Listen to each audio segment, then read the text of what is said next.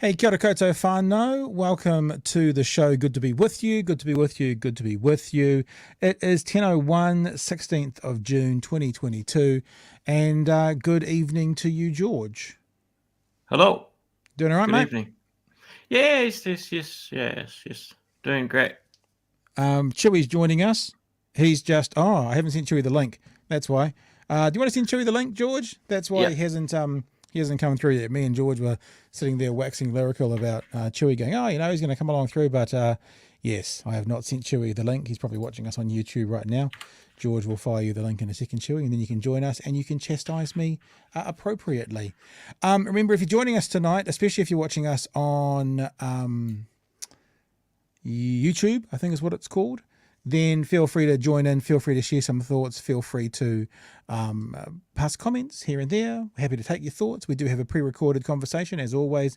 Nala is joining us at the moment. Nala is the dog for any new viewers who is in the room with us. Looks like her head is turned inside out for some reason. I'm not entirely sure what that is on top of her head, but I think it's just a funny camera angle. And so you can join at any time, join in with what we're talking about. We've got a few things to go through tonight. We have a pre-recorded conversation with Chester Burrows. Now, Chester Burrows was an MP for 12 years. He was a minister in government. He was the Minister for Courts. He was the Associate Minister for Justice. He was the Deputy Speaker of the House. He has the honourable label, much like Chewy has the honourable label, which I now apologise for, Chewy, because I forgot to send you the link. We just explained it to everyone else, so it's my fault. You can chastise me on that. I'm just telling them about our interview, Chewy. So with Chester Burrows, but because it's a pre-record, what we'll do is we'll do that at about past, and we'll play that towards the end of the show. That means George and Chewy can leave, and me and you and Chester Burrows can stay here, and we can figure out and talk through any things that you guys want to talk through after that. So a bunch of stuff to talk about in this first half hour in particular. You can, of course, comment during the second half hour if you're watching, because we can always overlay images at any times. I will still be here in the studio playing out the conversation that Chewy and I had about 30 minutes ago. Oh, apparently now it's not just the honourable, Chewy. You're the right honourable, apparently, Chewy, just so you know. It is right. It is right that I'm honourable. Tell me something, Chewy. I don't know if that's the first time you've had an honourable conversation, but I'm putting parentheses, a right-wing political figure, former National Party minister. How did you feel that conversation went? I was surprised. I mean, I was familiar with the whole thing in Wanganui with trying to ban gang patches and that sort of thing, but outside of that was pretty unfamiliar with his career. So I jumped on the old Wikipedia and was just going through his page there and going, oh, I agree with that. Oh, that's his background. And after speaking to him tonight, and everyone can see the interview in a wee sec, it kind of bums me out that someone of that mindset has obviously left the party, and I wonder about. But if he was still in, this is the point though, isn't it? If he was still in the party, completely respectfully to him, but if he was still in the party, it's not that he wouldn't have that mindset, but he probably wouldn't have the influence to get some of those things he's saying today through. Because as we say, and as we're getting headlines out of America, all these Republican right-wing politicians who are leaving politics, all of a sudden they've got all these things to say about Trump that they don't like, that they would not say when they were possibly in and staying in government. But when those on the right leave, and this is let me remove this from Chester Burrows, lovely man, genuine, authentic man, I believe him. But often those on the right, once they leave, all of a sudden their policies become a little bit more social. They become a bit more aware of the classes below them, of the beneficiary, of the LGBT community. They become a bit more open in that to it after they get out of right-wing politics. It's got to be pretty grinding if you are, to say, towards the centre of a right-wing party or a left-wing party, or and you're constantly butting your heads up against the direction a much larger organization is going. I give him credit for standing up where he could and saying the things that he has. Yeah. Yep. So we'll have that conversation in the second half of the hour.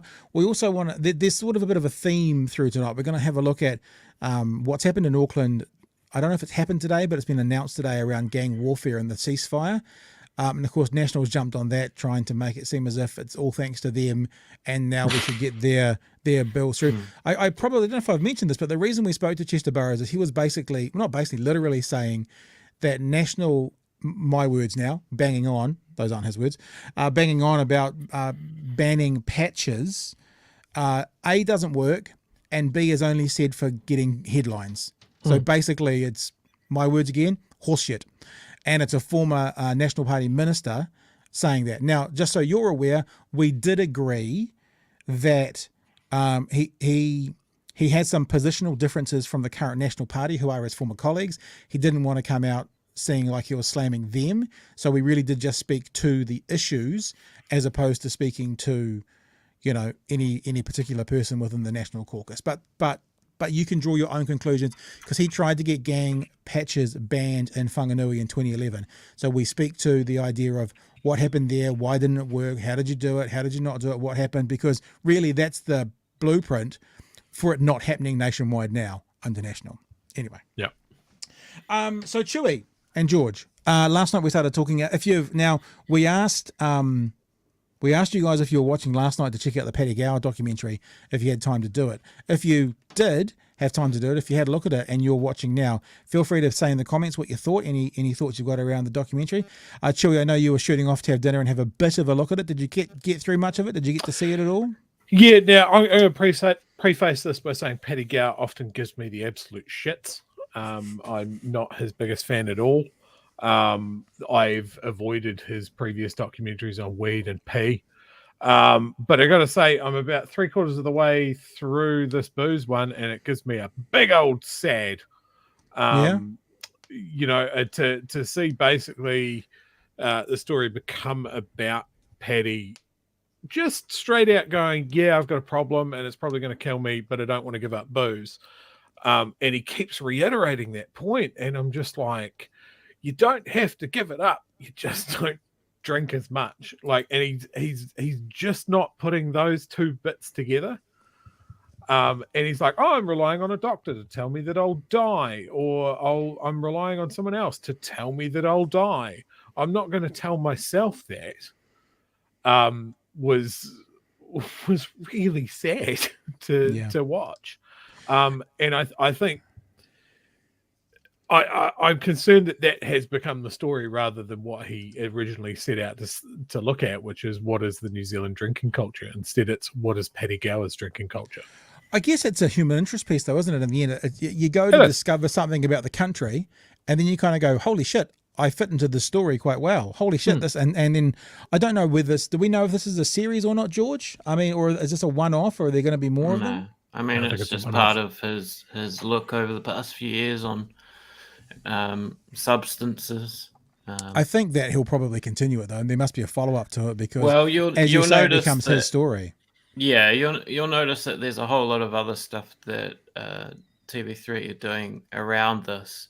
Suddenly there's, op-eds about how we as a country have to have a conversation about booze. And a lot of it is, sort of the effect of a PR machine pushing this latest documentary from Paddy Gower. Yeah. I mean, this is not TV3. This is the Herald, but this is an opinion piece by Francesca Rudkin, and the headline, as you can see, if you are watching and not listening on Apple Podcasts or Spotify, is there's a shift coming to drinking in New Zealand. I think one of the things the documentary kind of pointed out was maybe there has been a shift, so maybe it's not coming, maybe it's here. But the whole article is basically a bit of a review on the actual documentary, and then at the very end it says, we are seeing fewer young people drinking due to decreasing acceptability. And I have noticed more people turning down a drink socially, saying they're off the booze for a bit or not drinking so much. However, if there is someone in your life who you are worried about, how do you strike up a conversation about their drinking without offending or judging them? Have you staged an intervention of sorts, and did it work? Was it well received? Or maybe someone sat you down for a chat, just as Gower did when talking openly. Have a moment that changes your attitude towards your drinking. So the maybe shouldn't write the headline. The story is not really about the shift coming. It's more about a review of the program with a little thought at the end. But yeah, I kind of cut you off there, Chewy. What were you about to say? Sorry, mate. Oh, you know, as much as I want to sort of shit on Paddy here, I've noticed a couple of conversations that have happened just in my sphere. You know, certainly we were talking about at work about the documentary and about the change in drinking culture. And you know, I brought up the fact that youth drinking was trending downwards and what people thought about that. And one of my workmates who's got some kids kind of around that bracket or just outside, just older, out of that early 20s, I think. He was just going, are kids socializing in the same way that we did when we were younger? You know, we're not running out to someone's house while parents are away as much. There's a lot more online interaction. People don't want to be seen as out of control because of social media and stuff like that. All of these things might be having an effect that I don't think was really acknowledged. And then the other really interesting thing I saw was from a comedian friend of mine, where he was just like, holy shit, I saw myself in that documentary. Wow. And there's always been conversations in the stand-up comedy scene around drinking, because, you know, you're about to jump up on stage in front of a whole bunch of strangers and tell your funny stories. Certainly my I guess routine is to try and get 2 or 3 beers into me before I go up, and then enjoy the rest of my night. And that's, you know, for some people that's not 2 or 3, that's 5 or 6. There's 2 things I think you can probably identify, is that one, the objects or commodities through which we mediate our social relations have changed from the pub to maybe social media for that generation you're discussing. Right. And the other one is surveillance, like you mentioned, Chewy, is that we do self-surveil our group of friends, that social media acts as a way of surveillance. You see this quite in a raw way, where Paddy Gower literally looks at himself and that changes his impression of his drinking.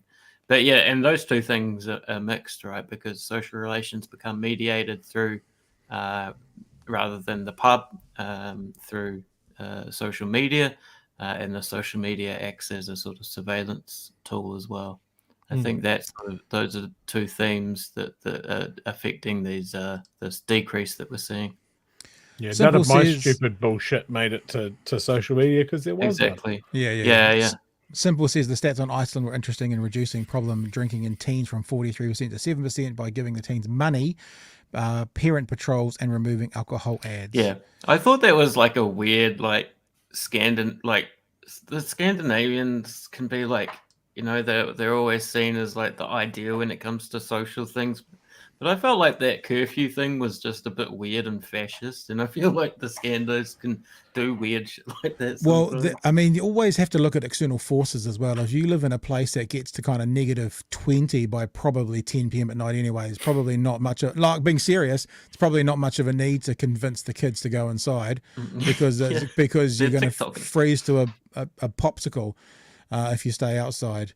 A-Hole Atheist says Paddy Gower needs to apologise to the nation for the misleading people on his weed documentary. Haven't seen it, can't comment. Neither is Chewy. Have you seen that? Did you see the weed one, George? No, but I've seen talk about it. You know, at the very influential time it came out during the referendum.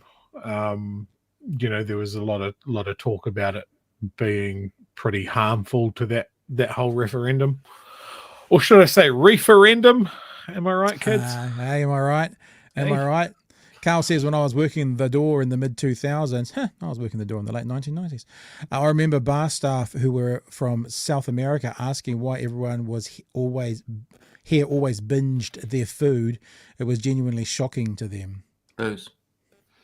Freudian slip, Pat. Well, it is a Freudian slip because that's what I was going to say as well. I mean, if you missed the conversation we had last week around Louise Wallace and fatties, I gave a bit of a, I guess, personal testimony and some things I've learned about how when people are significantly overweight, chances are, and I'm being a bit more generous today saying chances are, they've got food addiction problems. They've certainly got an unhealthy relationship with food, much like people have an unhealthy relationship with alcohol. And I'll tell you what, I watched that documentary tonight, and everything that Paddy was saying about what he was going through, I was like, I can relate to that with food. I can relate to that with food. I can relate to that with food. And the big thing I thought, and it's a little bit, maybe I'm being a bit bitter here, and I acknowledge that, is what I said last week was, you know the show Curb Your Enthusiasm? There's a comedian on that, actor. He's the guy that wrote the book about food addiction that I was talking about last week. And he said in his book that a heroin addiction is sexy, a food addiction is not. And a lot of people look at a food addiction and they go, "Oh, just get some self-control and, just watch what you're doing." And Paddy was saying things like he used alcohol to get through things, and then when he got to a point of not needing that, all of a sudden he had an alcohol problem. I'm like, there's people out there, and that with food, that's exactly the same problem.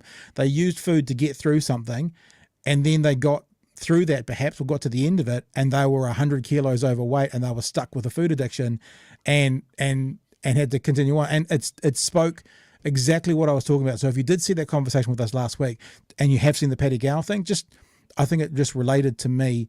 It confirmed to me again what we were talking about last week, how there's such a parallel. And I struggle to think if someone came out looking at a food addiction problem, and this is something I said last week as well about how it's not sexy. I struggle to think if someone came out and did a show on food addiction and then realized they had a food addiction in the middle of it, that they would be getting lauded in the community like Paddy's getting lauded today.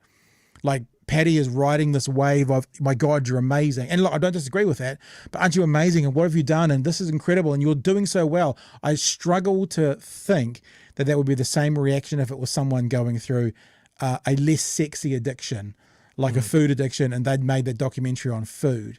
And that's what kind of spoke to me a little bit. I wish taking heroin was sexy, by the way. Say again, George? Trust me, taking heroin isn't sexy. I really wish it was. Heroin's one of the ones where you're like, there's so many stories, bad stories about people dying on heroin and it just being horrible. But there's always new people taking heroin. There's always someone that goes, yeah, I could beat this. I reckon I've clocked heroin.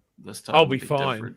Yeah. Jesus. Yeah. Well, with booze and food, again, it's like I was saying before, right? Those are the sort of ritual objects that we gather around to enter into friendships or whatever it might be. Actually, heroin in personal experience is similar to those other things, but not nearly as socially acceptable.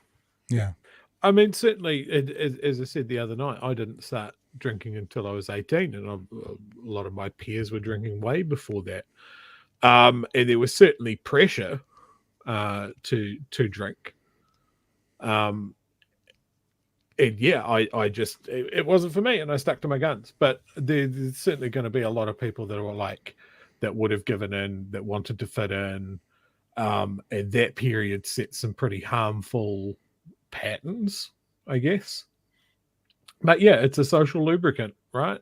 So that can't be bad, right? Yeah. I was also a bit shocked with the documentary talking about 830,000 people use alcohol in a way that's either harmful to themselves or others. And that's a huge number, 1 in 5. I mean, wherever you are in the country, think of your own population, but here in Dunedin, we're about 130,000 people. So 1 in 5 adults, let's say there's 100,000 adults. So that's 20,000 people in this little big city that could be causing harm to themselves or others through their alcohol use. It's a big number. If there was 20,000 anything in a small town, I guess in Auckland with 1.5 million, then that's going to be hundreds of thousands of people that could be causing harm to themselves or others with alcohol. So that's a pretty terrifying number, actually. Yeah, I saw some stories today about, I think it might have been me, the link that you sent me, Pat, about talking about the easy online availability of booze. Yes, Brody Kane, yeah. And how that's perhaps that feature of buying alcohol has outpaced legislation around it. Yeah. I thought that was really interesting. Certainly during lockdown and stuff, you could get beer delivered to your door, which was never really a huge thing before that. What you can get beer and wine delivered with your Hell Pizza, I think is still going. That always seemed a bit weird to me, but yeah. All right. The other thing that this kind of dovetails into is an article that's out today by Duncan Grieve from Spinoff. I'll bring up the article for you, talking about television. Now, the reason I was going to bounce this off the back of that is this documentary on TV3 or on 3 is obviously doing really well. We're talking about, there's lots in the media writing about it. There's lots in the media talking about it. It's obviously rated very, very well. And as George has, I think, fairly and accurately identified, TV3 is now in a PR cycle of writing, copy about it and doing articles on News Hub about it and having Paddy on the AM show talking about drinking and relating it back to the documentary. So there's a real push for this at the moment. And probably part of that is that TV audiences today, or TV stations these days, need to find a way to get new and retain audience. Duncan Grieve has written this piece in the Spinoff, friend of the show, Duncan Grieve, about how the audience for terrestrial television, and we've got to say terrestrial television, I think they call it something else in there, but I call it terrestrial television, because when I think about let's go watch some TV, often it's Netflix, but it's talking about a terrestrial television station that comes through, used to be through your aerial, I guess now it's coming through your satellite or whatever it is, digital aerial, is dropped off immensely. The first paragraph reads, a huge cache of ratings data leaked to Spinoff shows the immense scale of audience decline across linear television.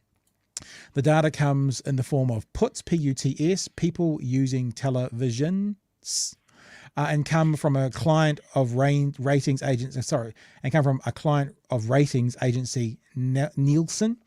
They show that audience peaked around 2010. I'm going to question that in a second, when the global financial crisis was biting and internet connectivity and products were relatively poor, before setting out on an increasingly harsh decline. The only reason I'm questioning that around the 2010 thing is I remember stories about like the final of MASH and the final of Seinfeld being watched by 1 in 3 people. And I wonder if 2020 was the highest number of people watching television, but I wonder if in the 80s and stuff there was a higher proportion of people watching, but a lower number because of population growth. Anyway. Yeah, that seems to be what the graphs show. So the first graph we're going to look at, can we make it bigger? I guess I can by just doing that. Can't I? Boom, boom, boom, boom. Oh my God, just like I bought one. No, I've lost the title though. So people using television, all 5+. So that means basically everybody watching TV that's, primary school and up. And you can see back in 2000, about 500,000 people. This is the population at 3.8 million, but obviously 2020 hits a peak, and that's a significant drop off. So fewer people watching 5+ television today than watched it back then, and with a much higher population as well. We've got 18 to 54, which is a really important demographic. It's where all the advertisers, 25-54 is normally where the demographics try to advertise for. They're the people with expendable cash and the ones that spend and are in charge of the budgets. So once you go past 54, you don't get as much attention because they think you've got your brand and you won't change. But that kind of 25-54 is it's the target everyone wants to try and get the most viewers in. And you can see, even compared to the All 5+, the drop-off over the past decade has been immense. And you can see this is where YouTube formed. If you're watching, if you're listening, you're going to have to go have a look at the video. This is when ultra-fast broadband began rolling out. And then things like Netflix and stuff launched in 2015. And since 2015, it's been like off a cliff with terrestrial television. And then this is 18 to 34 as well. And you can see similar things. Population going up significantly. Huge downcrease. Is that a word? Decline. And people watching it, YouTube coming on board, ultra-fast broadband, Netflix, Neon, etc. from 2015, and it's just falling off a cliff. So, just having a look at the I guess that means when a television network gets a success in one of their programs, like they're finding with Paddy Gower's documentary at the moment. That's probably why we're seeing this. It's like a full wraparound service. That'll be on the late night show. It'll be on YouTube. Paddy will be on 7 days. I don't know if he's going to be on 7 days, but that kind of thing. He'll be on 7 days, and he's on the AM show, and then they're making reports for News Hub, and it's on the News Hub website, and it's a full wraparound to get many people to there as possible. Because if they don't, they're not going to get their bang for the buck when it comes to advertising. Because as we all know, any commercial entity, the bottom line is dollars we make based on our product, whether you're selling shoes or a documentary on television. Chewy. Yeah. I've been worried about TV for a little bit, and I've done absolutely nothing about it because I hate watching terrestrial TV in its current state. There are a lot of ads. There's a lot of product placement TV shows because they're all cheap to make, and you can basically get no leavings and might attend to pay for the production costs just because it's a rolling ad. I'm looking at you, fucking The Block. Reality TV was that was me. I'm sorry, I'm out.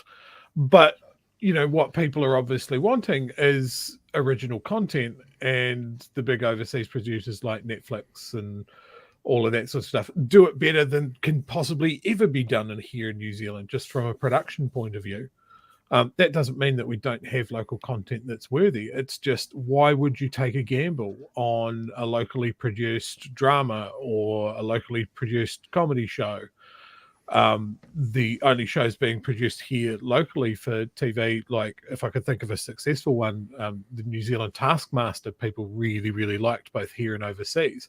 But that's still an overseas show that the format, and you just grab a whole bunch of local comedians, and it's relatively cheap to produce.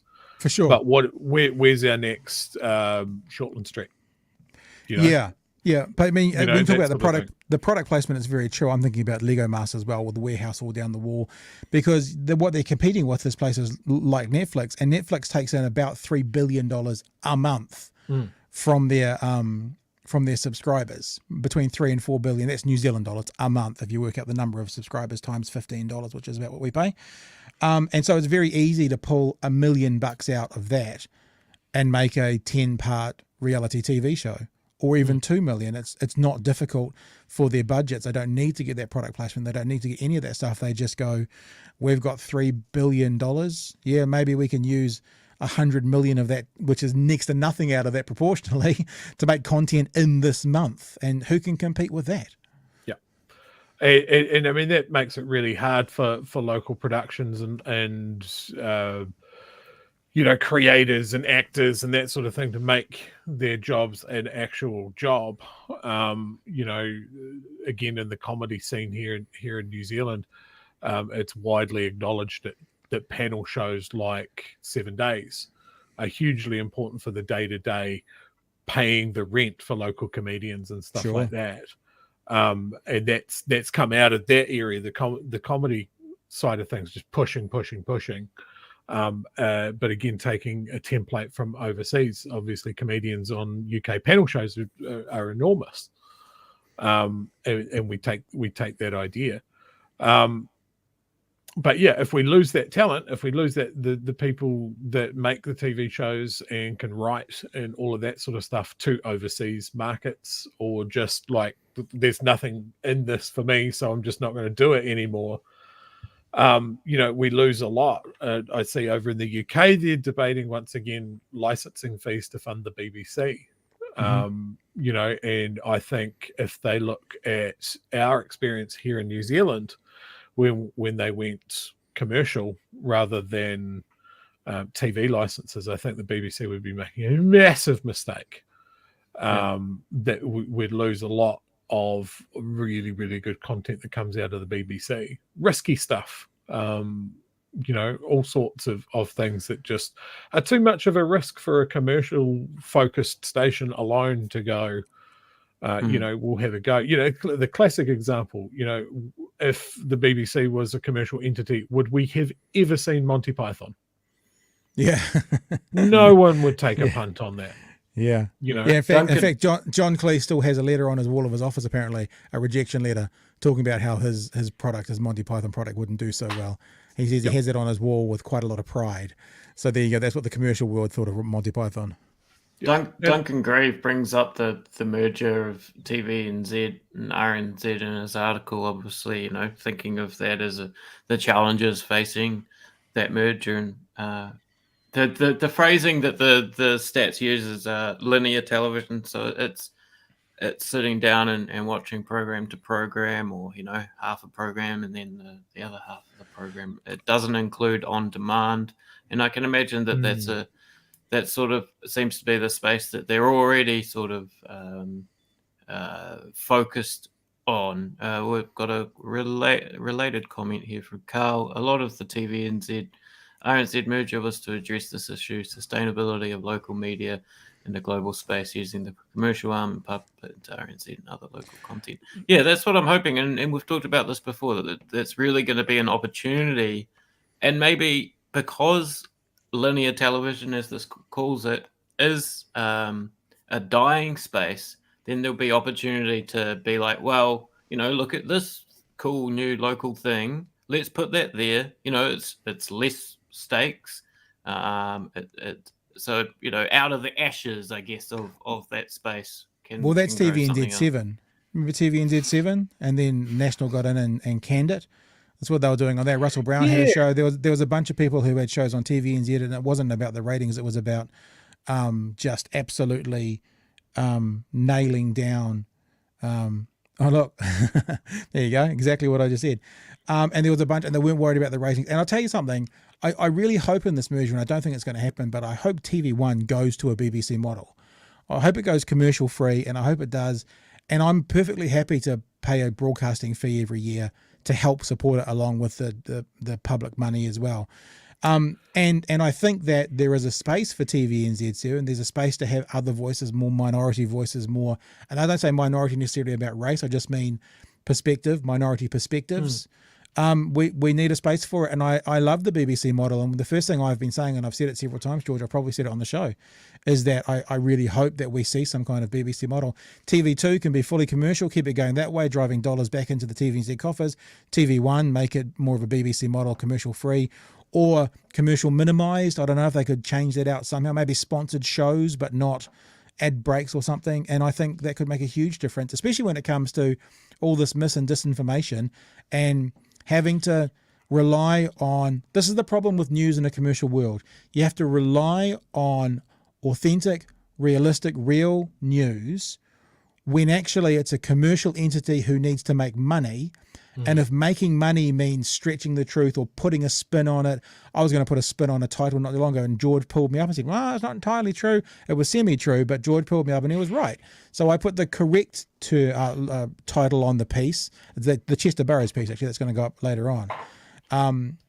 I'll tell you what it was, Chewy. I was going to put Chester Burrows I was going to say Chester Burrows voted for Labour.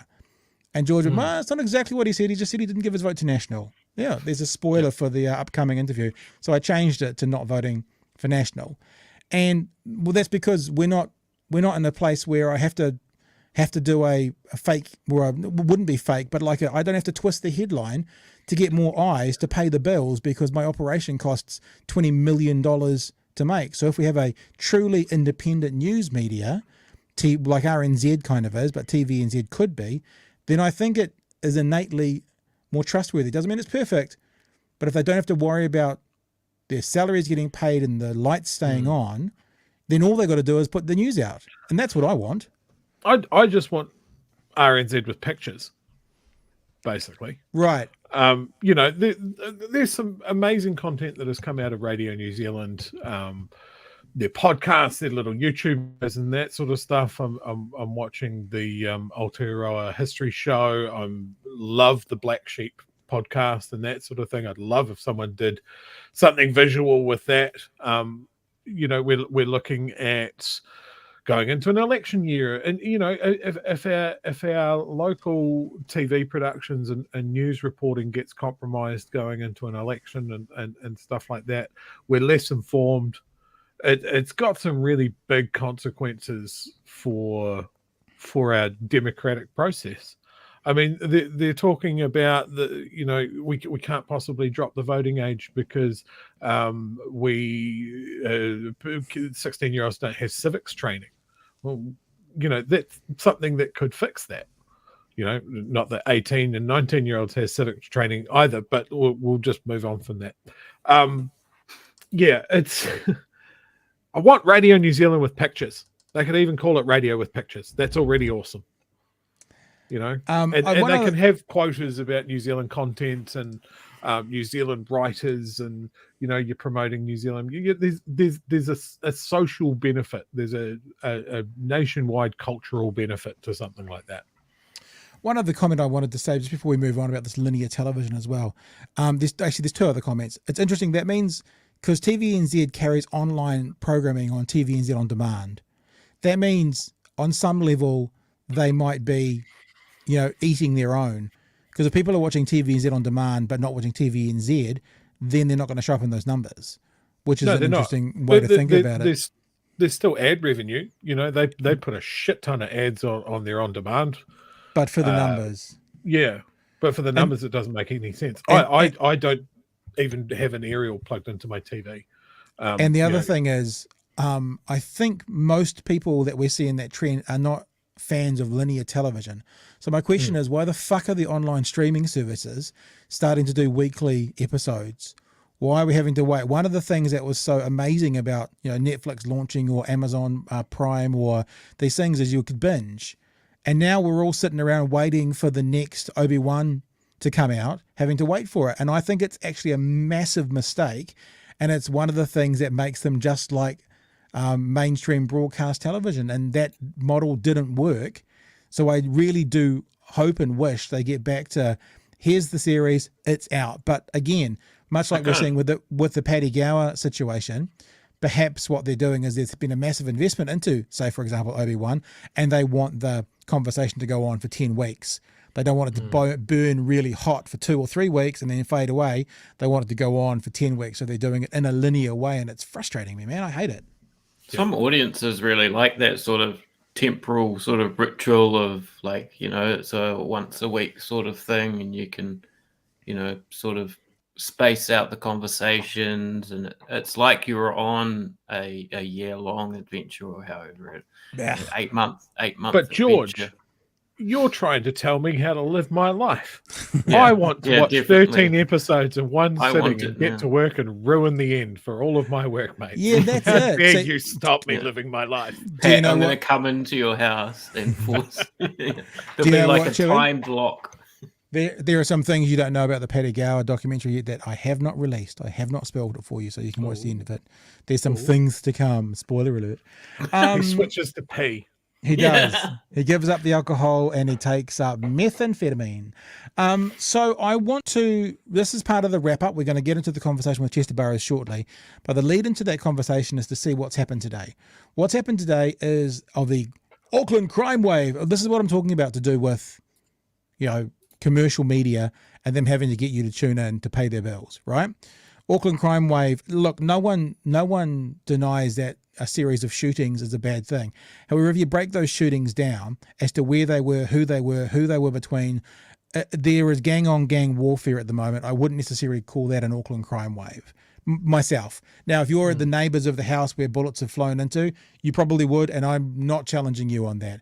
But this Auckland crime wave is two gangs going at each other. I think people on the North Shore of Auckland won't be shaking in their little boots because of the crime wave going on in South Auckland, the crime wave, the gang warfare. Maybe I'm wrong, but I'm just thinking this is an example of potentially one of those headlines you have to see, which, may be accurate, may not be accurate, but a commercial media group needs to have your eyes to pay the bills. And that's one of the reasons that you always got to take anything out of a commercial group with at least a grain of salt. Anyway, Auckland crime wave. Reported truce being called between Killabee's tribesmen reinforces the need for gang patch ban, says Mark Mitchell. So in other words, they're talking about stopping the crime wave talk is in a ceasefire. Hopefully that means it's the beginning of the end. And National's talking point of gang patch bans has to be vocalized again. So they're saying, even though it's getting better, this just reinforces the need for a gang patch ban. Now, if you haven't got it so far, what they're basically saying is no matter what had happened, it would reinforce the need for a gang patch ban. Like, obviously, if shootings had have gone up significantly, that would have reinforced the need for the gang patch ban. And now that it's being, the shootings are being, are coming down, or at least there's a ceasefire, that reinforces the need. A reported truce between two rival gangs behind a spate of drive-by shootings in Auckland in recent weeks shows why National's proposal to ban patches would work, MP Mark Mitchell says. I mean, can either of you draw that connection? The truce coming up, the coming up truce is actually proof why the ban patch would work. The New Zealand Herald reported on Thursday a ceasefire had been reached between the Killer Bees and tribesman gangs after weeks of tit-for-tat shooting. They had allegedly been responsible for more than 20 firearms incidents since the end of last month. According to the Herald, one of the conditions of the ceasefire, so this has been worked out between the gangs. So contrary to perhaps the National Party and Christopher Luxon and Mark Mitchell, they haven't had to come in there with their stomping boots on, as if they ever would, to force this thing to happen. This is being worked out between the gangs at the moment. Now, I'm not naive, right? I'm not saying this is the solution, but this is progress that the gangs have sorted out for themselves. One of the conditions of the ceasefire was the Killer Bees members wouldn't wear their patches in Otara. So they're also voluntarily not going to wear their patches in a part of to keep the peace. Again, not enforced by the government, just it's what they've come to an agreement to do, obviously, because, they'll be aware. These gang members, not to give them any kind of green light, they've got families, they've got mums, they've got siblings in other parts of the city, the same parts of the city. They don't want to see their siblings and their loved ones in any danger as well. So it's I'm not naive, and I'm not saying that this is the answer, but it's certainly a step in the right direction, and it's involved no legislation at all from any government intervention whatsoever. They've just started to make a step in the right direction. Yeah, and I would say operationally as well, the police would have been putting foot to arse right throughout that area to try and get that wrapped up. Like, there is a very clear amount of space between politicians and police. There has to be, and I sort of mentioned that with Poto Williams being shuffled off, is she has nothing to do with the operational requirements of the police. It's not her job. That's the police commissioner or whatever. And, she can certainly pick up the phone and go, this isn't good. You should get onto that. But if the police do it or not, that's up to them. But yeah, it's bad for business, for the gangs. They personally don't want it as well. It had a natural end. I think we even mentioned this 3 or 4 days ago, that this would peter out with a truce coming from the gangs. Well, it's a bit like the ram raids. The ram raids have petered out a bit, because I'm not saying that's a solution either, but are there any headlines about ram raids now? Not many, if any, as Scribe once said. No. But yeah, National's got to be spewing, because if we could just keep this going for another 6 months, please. It's really paying dividends on our poll results. So the Party of Law and Order just wants just enough crime that we can solve it, or claim that we've solved it, but not too much that it's impossible for us to solve. It's like how gutted the states would be if Ukraine and Russia stopped having a war with each other. In fact, they've purposely got in the way of peace negotiations so that doesn't happen. It's beneficial to National if a gang war, materializes, keeps happening, whatever it is. Yeah, you imagine if it was if there was like a commercial fire service, right? Like if you had to pay for your local fire service to come out, they would love seeing fires get lit, because they would get something from it. And you're right, Chewy. National, if crime is up, which it's not, by the way, crime is down, violent crime is down across the country. But if crime is up, then that would be beneficial to National in the polls and in their rhetoric. So yeah, if anyone wants to see these shootings continue, he says, as a honest held belief, I'm not accusing them of anything behind the scenes, but if anyone will benefit, we put it that way, from significant headlines around crime, it's going to be National at the moment. So this is a very good point, Chewy. It's a very well-made point. two things I'd say with that. If National really wanted to come up with a piece of legislation, they can get behind one now and support a gun register. That would certainly affect how the gangs are getting guns. And if I could put my history nerd hat on for a little bit, firefighting departments used to be commercial. Yep. And so you've got amazing stuff in the States of competing fire departments turning up outside people's houses and fighting for the right to put the fire out because they're paid by the insurance companies. And this, I read a story about this actually quite recently, that somewhere in the States, a farmer's house burned down and the fire department wouldn't come because he hadn't paid his fees. And although he offered to pay his fee, like, oh, I'm sorry, I forgot all about it. I'll pay the fee now. Just send the fire department. They go, no, because that had set a bad precedent and people wouldn't pay their fees. So we're just not coming. Yeah. So, yeah, it's funny to joke about it. But, yeah, it does happen in some places. All right. Now, listen, the last story, and I guess I'll give you guys a chance if you want to mention anything about it, because then we'll go into the much-promised interview with Chester Burrows. Speaking of these gang patch bans that National seems to be wanting to push so much, former National Party minister for the courts, so, and he still works in areas of jailing and courts and stuff at the moment, made it very clear that a ban on patches will not work, he says. And he says that National MP says the party's gang policy is made for headlines. In other words, it's not particularly effective at anything other than creating good copy. Burrows said that the consorting policy, insignia and social media policy, and police power to disperse gangs gathering were, quote, big headlines that would have negligible impact on crime. So a former minister who is still working in the justice system on some levels, in the areas of parole, says this is not going to work. He is someone who tried to do it in 2011 and it didn't work. And he says that his former party is actually doing it to create copy and good headlines rather than good policy. I did paraphrase that end bit to make sure everyone's clear about the good policy, but that's the gist of what he's saying. Do you guys want to have a jump at this before you guys shoot off and I play it? No, I'm good. No, it's just clear that the last time National had an MP that had smart policy ideas about law and order, they got rid of him and ostracized him by the looks of things. I mean, I'm looking at articles from, and we're going to interview him next, I guess would be the thing there. But I'm looking at an article from him from 2019, and it's obvious that, they would not invite him to things. And, this kind of sort of sidelined Chester Burrows, who we have on the show. All right. Thanks, guys. We'll catch up. I guess we won't catch you guys tomorrow. It's just me tomorrow. But thank you for your time this week, Chewy. I appreciate you jumping on board. Yeah, George, no worries. Anytime. Love it. We'll catch up and we'll talk sometime soon. I'll let you guys go and I'll introduce this, and then I will. Me and Nala will head off to bed as well. Separate beds. It's not the kind of relationship we've got. So thanks for joining us, team. And I will still be here in the studio for those of you who are watching. If you want to comment on anything you see from this upcoming interview, you can, and I can still put them over the screen. But for now, let's have a look at the conversation that Chewy and I had just an hour or so before we came on here with Chester Burrows, former National Party minister, on what he thinks the effectiveness, if anything, of banning gang patches will be. I'll be back after the conversation.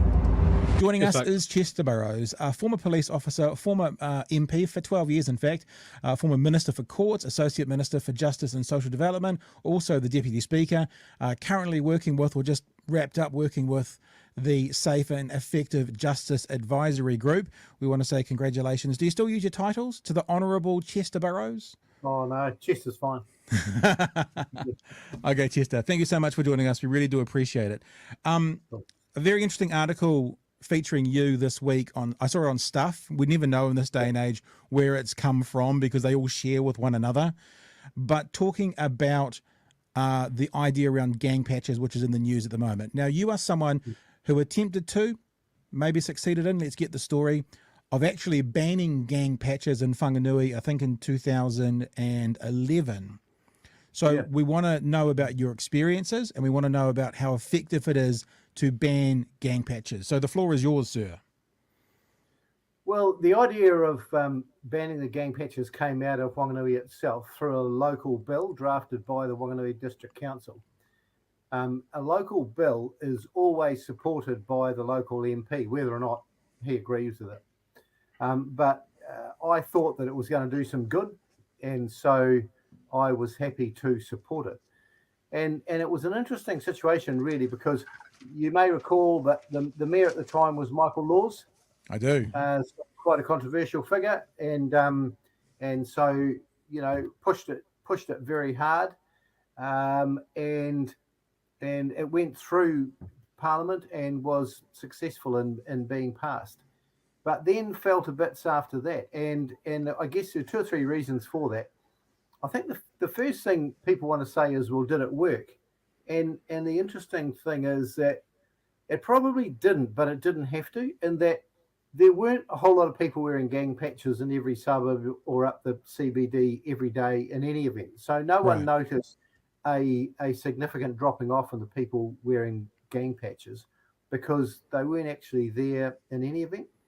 But what happened was that the Hells Angels took a court action seeking a declaratory judgment around the legality of the legislation, because the legislation had been written in a way that said a number of specified areas listed by the district council would be the centre of this legislation, in which gang patches would be banned. So that was various parks, various reserves, sports grounds, all of that sort of stuff. Okay. Which was fine, but it was by some quirk of fate, it was within the legislation to draw a line around the whole of the Whanganui city area, all the residential area, and say, well, we're going to ban them all within this line. And that was obviously never really the intent of the bill when it went through the parliamentary process. But that's the way it came out, because it basically said, well, wherever the council want to ban them, they can ban them as long as they put them on a schedule. So the Hells Angels went to court and said, well, hang on, surely this can't be legal. And the court had a look at it and all the discussion in Parliament around the bill and what it was supposed to do and where people were supposed to be banned from wearing patches and all of that sort of stuff, and said, that's right. It's not legal to do that in the way that it's been done by the council, and pretty much stuffed it. And then it was over to the council to go back and seek another bill or seek an amendment, or to fight it in court if they wanted to. But there was a change in mayor, and the new regime decided they wouldn't bother. So the question about did it work in Whanganui is actually nobody knows, because it wasn't the situation we've got at the moment, where you've got huge influx of gangs in certain areas. The focus has been around Auckland. Mm-hmm. We've had huge gatherings of people wearing gang insignia, and that's the subject that the current proposal is to is to legislate against. But the problem you've got with that stuff is, how the hell do you police it? If you've got you got 250 gang members riding down the southern motorway on a tangi of one of their dearly departed, and they're all got their gang patches on. Are the police going to block the motorway and take their patches off them and confiscate them for a period of time and arrest them all and charge them and put them before the courts, and meanwhile hold up 50,000 other commuters trying to get home? And the answer is probably not. And the problem there is the proponents of the legislation have created an expectation amongst the public that they will. So then there's an uproar that they didn't do what they said they were going to do, and they've got the powers to do it, but they didn't do it, and the police cowards, why didn't they do it?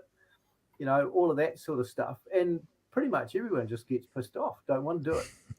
They just, the police aren't happy because they don't want to spend their time doing something as ridiculous as confiscating gang patches. The public aren't happy because they expected a level of service which they're not getting. The proponents of the legislation aren't happy because they didn't do what the law says they can do. So where do you end up? Well, it's pretty old, but you asked the question. Yeah, for sure. It's certainly like, I mean, do you see any parallels between the situation when you were in Wanganui, as far as like there was a flare up in gang violence and they were like, well, we've got to do something. This is what we've come up with, and what we're seeing with it being sort of touted at a national level now? Yes, there were a number of shootings. There was the killing of Gia Tutua, the little child who was asleep on her sofa on her couch. I remember that. Yep. Yeah. There were a number of other shootings. The police were fired upon, and so the town was pretty wound up about that. Albeit this violence was confined to various suburbs that were either labelled Black Power or Mongrel Mob, pretty much. And that was it. However, Wanganui is a small town, so wherever it was going to happen, it was going to affect everybody. But it wasn't a situation where you had heaps and heaps of gang members walking up the street wearing their gang insignia. And the other thing that's sort of different in this situation is that a number of those gang members in Wanganui are really just whānau and really just people who grew up in those neighbourhoods. So people knew them under lots of different hats. They just happened to be in gangs. That's a little bit different than the situation we've got now, where you've got a huge exponential growth in the number of gang members. You've got all those 501s coming back from Australia. They're prepared to be a hell of a lot more violent than they have been in the past. And also you just throw methamphetamine all over that and you just don't know where it's going to blow. So people have, yes, in Wanganui, there was a situation they didn't know how to attack it, and so the mayor decided he was going to do something, and that was what happened. So it's similar in that degree, but the levels were different and the activities were different. There were certainly shootings, but they weren't as many. There weren't 23 in 2 weeks or whatever it's been. Yeah. You go, Chewy. So I guess my other question is, how did it resolve itself? Was it just left to fizzle out, or was there outreach, or did you grab the ringleaders and go, come on guys, sort it out? How did it resolve? There are a number of things that happened. Well, the first thing was that the council lost the court case, and then it was over the counter for the council to come back and do something with it. They had a change of leadership and decided not to bother, and that it was a waste of time. So that was one thing. The next thing was that things did drop off, but they dropped off because of all the criminal activity, and everyone got locked up for charges of murders and shootings and things like that. So basically the heat went out of the situation. I think also the gangs, the gangs who were peddling drugs, they would rather not be noticed. So they willingly rode out the street on their motorbikes without their patches on because they didn't want to be stopped and turned over and people looking in their pockets, essentially. Hey, I've got a question for you based on what you've just said. You may not have any more knowledge of this than Chewy or I, but from your history and what you've done for work, maybe you do. You mentioned gang numbers going up. We've been talking about this the last month or so because it's been in the press. Let me just bring up a story here from that was in stuff.co.nz. It's simply, if you can't see it very clearly, it's fine because it's simply talking about the gang numbers going up. It says gang numbers have nearly doubled in 5 years, police say. I just want to read these paragraphs and I want to ask you the question. It says, since 2016, gang member numbers have nearly doubled across the country, according to police data. There are 8,061 gang members in New Zealand recorded on the national gang list as of June 2021, an increase of almost 4,000 since 2016. The information was revealed to staff under the OIA. Now, this is my question, because what I've been saying for the last couple of months, and you've just said that gang numbers have gone up, is that's not evidence that gang numbers have gone up. That's evidence that more gang associates have been recorded into the database. Now, I was just wanting to see if you had an answer to that of clarity, because, and I used the example, if I got new neighbours and I didn't know they had 4 kids because I never saw their 4 kids outside, then after week 2, I saw, they've got 4 kids. It wouldn't be, it's increased by 4 kids in the last day. It's like, that's only the first time I've seen their 4 kids. Is it a significant increase, or is the data just catching up like they're doing a database? So obviously they're adding more and more people to the database, or are they actually new gang members, because how they describe it there doesn't quantify exactly there are new gang members. It means we're aware of more gang members. Okay, so there's two or three things here, and I think the short answer is I think they are going up because certainly been more recruitment activity, and so, but how many of them are new members, or how many of them are now recognised affiliates, or are now wearing patches where they used to just be associates of the gang? And so, you have that question, what's a gang, who's a gang, and then who's a gang member. So for instance, there's sort of a title called friend of the gang. There may not be somebody who gets around wearing a gang patch, so hasn't earned his stripes or hasn't prospected for the gang or whatever, but actually has associations and affiliations, drinks with them, drinks in their pubs, goes to their do's and booze ups and things like that, and might as well be a gang member, because if push came to shove, he would probably line up with a baseball bat or a firearm or whatever alongside. The other thing is, I think police are working much harder now in trying to identify who's in and who's out. So it could well be that a lot of those numbers are people who are now identified as gang members. Not necessarily new on the scene, but now actually carry the label. Right. So a claim of gang members have doubled can't be made of those, but the claim that gang numbers have increased is certainly accurate, is what you're saying. Yeah. Right. Okay. And we're seeing this, through the parole board. We're seeing active recruiting in prisons. We're seeing all sorts of things like that. And you have to accept that those numbers have gone up. I mean, the other thing is, of course, we've got more gangs than we've had previously. Yeah. And they're more tooled up, more aggressive, more recognisable as gangs and this sort of stuff. I mean, for years back in the 80s and early 90s, you had sort of basically street gangs who were making up gang signs and gang names and colours and stuff like that. But those guys grew up, and then they grow up and tend to head into gangs in their numbers. So you talk about feeder gangs and those sorts of things. You mentioned something in your last statement, the answer to my last question. It was one of the questions I wanted to ask you as well, to expand upon. I was working in Talkback in 2011. So this was a conversation that was heavily on my show often. And one of the comments that often came up was, what is a gang? And I remember that there was conversations around insignia on shirts, etc. And there was people saying, well, that could be a bowling club. If you followed that criteria, that could be a bowling club. And one wonders, and in the article that we talked about that you're quoted in, you state that we've agreed we're not bashing national here, so I'm not trying to do that, but I'm just trying to reflect this idea of banning gang patches as, quote, a big headline. In other words, it gets the media and the people talking, but it has a negligible impact on crime. That's what you're quoted to have said in the Stuff article. I mean, as far as that sort of strategy or policy goes, it does have a negligible impact. And it could, of course, have a negative impact, because if everyone takes their patches off, you don't know who's who in the zoo. Yeah. So you don't know who to take. But it does make for good copy, is what you're saying. It makes good headlines in the newspaper. Just to also reflect on that, so how did you in 2011 decide what was a gang? And how did you decide what wasn't? I'm going on memory now, but we did it by creating a definition of what a gang was, and sort of worked around organised criminal group.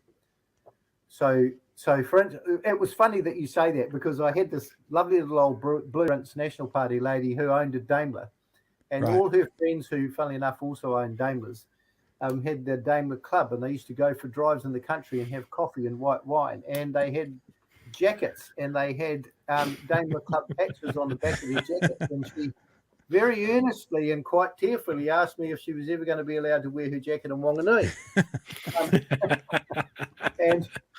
And I told her that was going to be okay. They're not defined by the patch, they're defined by the activity, and we define it by criminal activity. And I think that's what any proposed legislation would do as well.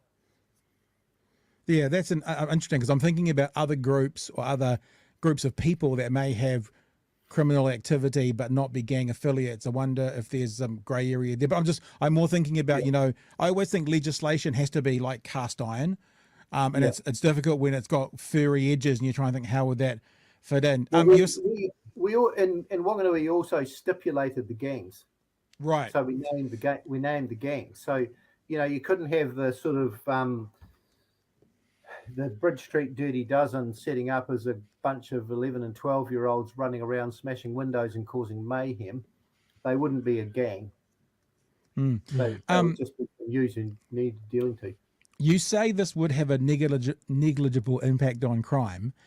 I'm wondering from your experience, I guess both inside the government and outside looking in, inside of Parliament, inside government and outside looking in, do you have any ideas of what would make a difference? One of the proposals going around at the moment is warrantless searches. There's concerns around that for the Bill of Rights, and of course people are saying we don't afford the Bill of Rights to just the good people. Everyone gets coverage under the Bill of Rights, and we give everyone coverage to ensure all of us as individuals have coverage. But like warrantless searches, do you think that's something that could cause a difference? Do you have concerns of that area?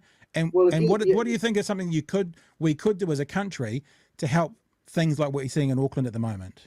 Okay, so I think there's a lot of things we could do, and some of them are an immediate response to an urgent and scary situation. So you may well then set up a big team. You may be able to give them some sort of temporary powers, or you may just throw a whole lot of resource at the issue, and then you just crunch everything that moves. So you see known gang members going down the street, you don't top them. You stop them, put them out, see what they're carrying and all the rest of it. Or you pick off their houses, knowing and expecting to know from information you've got as to what you might find there, execute those search warrants, and then of course you're going to find a whole lot of stuff that you didn't expect to find, but is also evidence of criminal activity, and lock them up for that.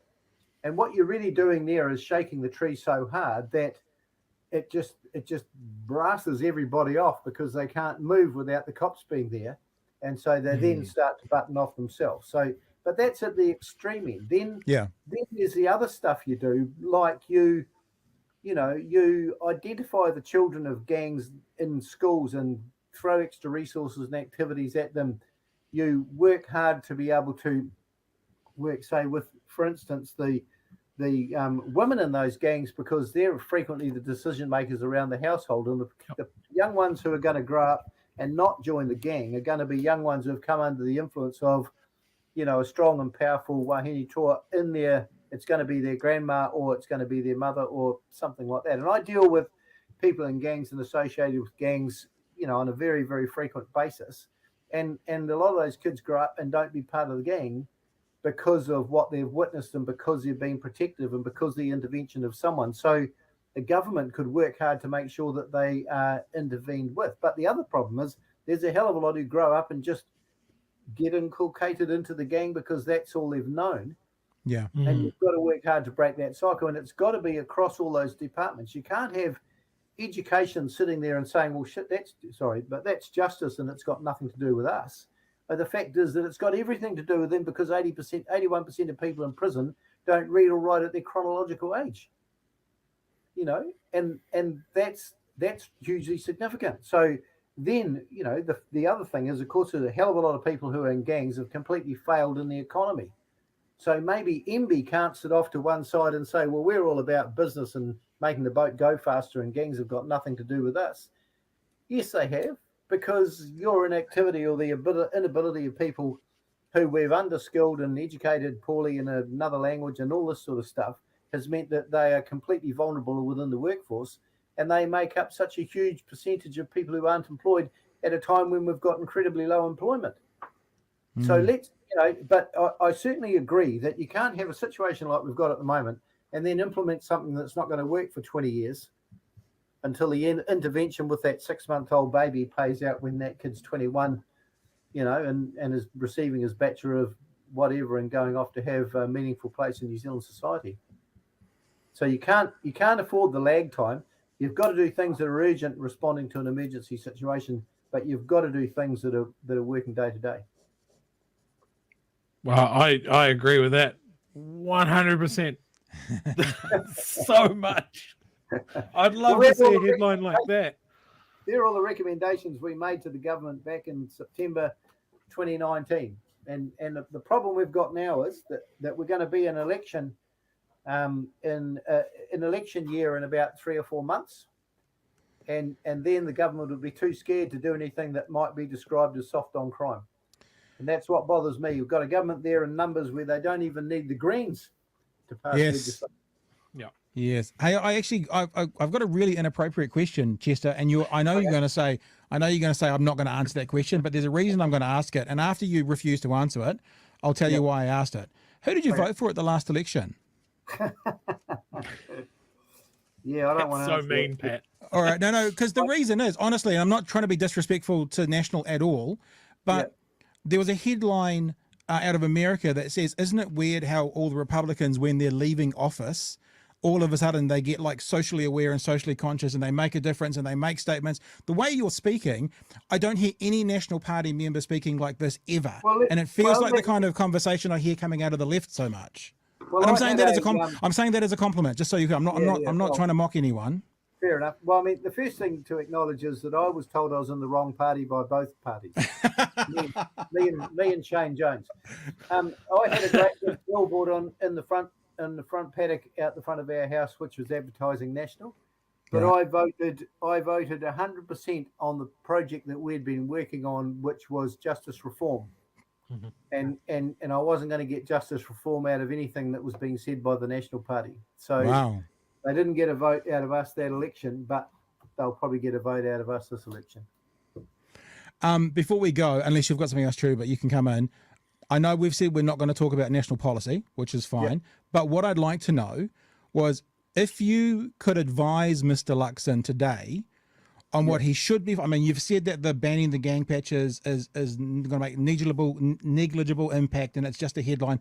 If you could advise him on what he should be focusing on around, let's just say gangs, to keep it at that issue, what would you be telling him the focus should be? And the reason I'm asking that question is, in this show, what we always want is meaningful change and meaningful difference. So actually policies that Mr. Luxon could be focusing on that might actually help the issue rather than necessarily get the headline.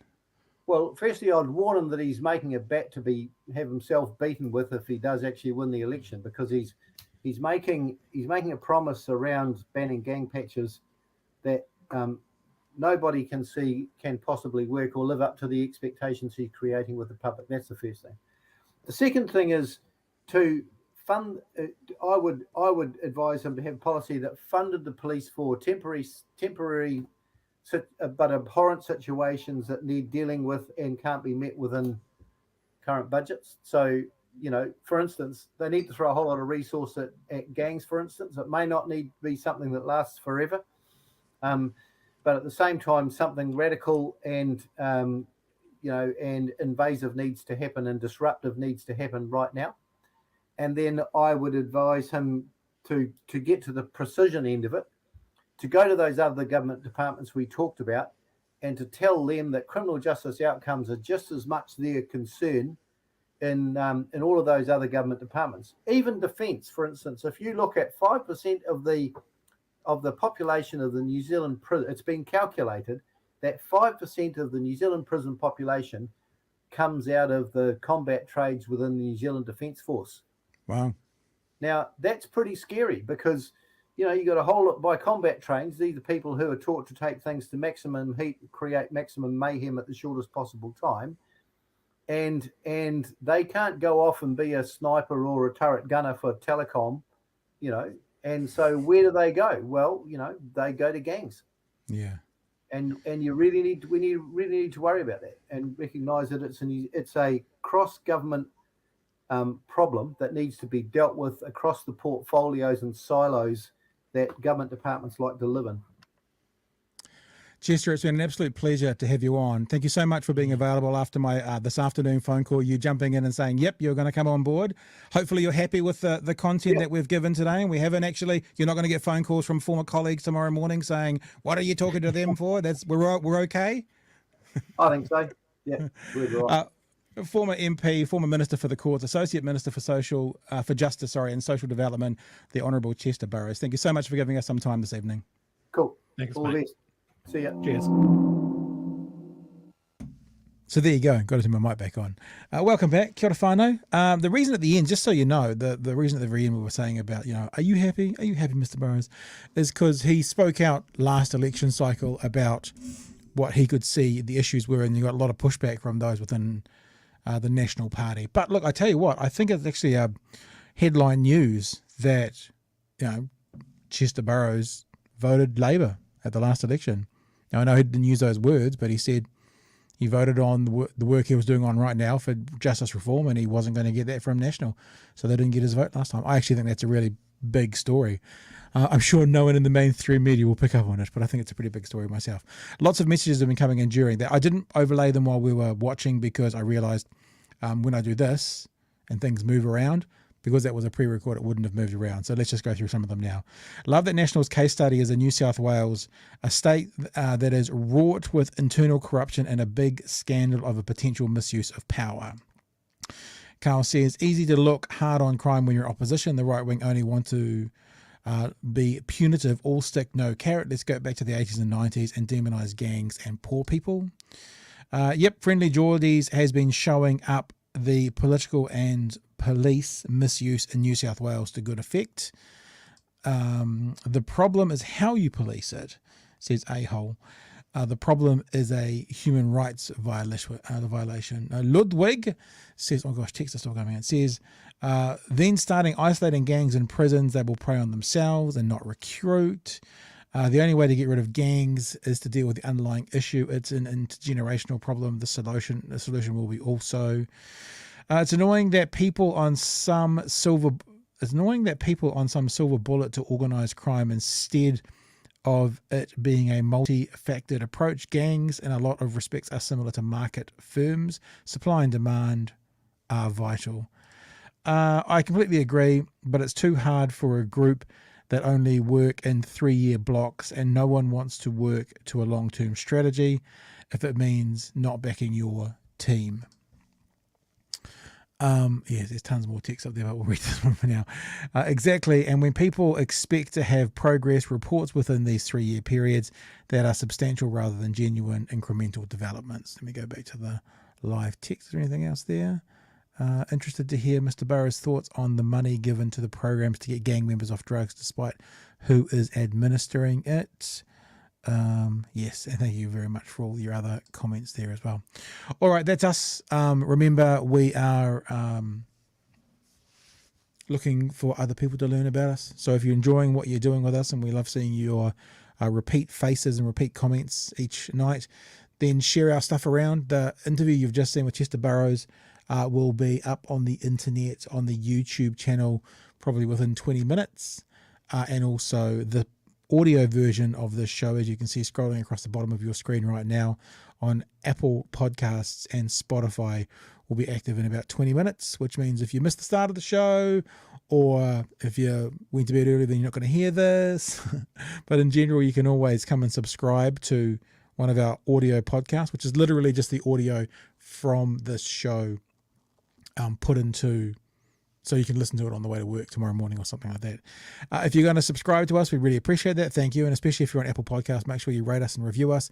It helps with the algorithms and it helps more people find out us. But head off to our YouTube channel as well, which is a very good place to, let me find the YouTube channel. There it is. All the content is on the YouTube channel, and as we always say, one way you can support us is to share our stuff around. youtube.com/DOCNZ Studios. And there we go, plot a keyword. That's what you're going to do. I'll be sure to send the Chester interview to some of my right-wing mates. Very good. That's what we want to see. And other bits and bobs as well. Anyway, that's us. We're done. I think me and Nala are getting ready to go to bed. Oh, maybe you're ready now. Oh, she's going. Oh, where you going, mate? Are you off? Are you going without me? You're allowed to. Do you want to go upstairs? You can go upstairs. Come on, off you go. You can go. No, you're back now because I said something and you think you're in trouble. No? You're right. All right, we're done. We will see you tomorrow night from 10. It'll be just me, and I've got a bunch of interesting conversations coming up, a couple that I've pre-recorded, a couple that'll be set up for tomorrow, and we can hang out together, just you and I, looking at the daily news of the day. Big Hairy News, another episode tomorrow night from 10. Visit the YouTube channel to get all of our clips. and all of our commentaries in there as well. And thank you for joining us. Genuinely appreciate your time, and we look forward to seeing you tomorrow night at 10 o'clock. Hooroo team, all the best. Sleep well.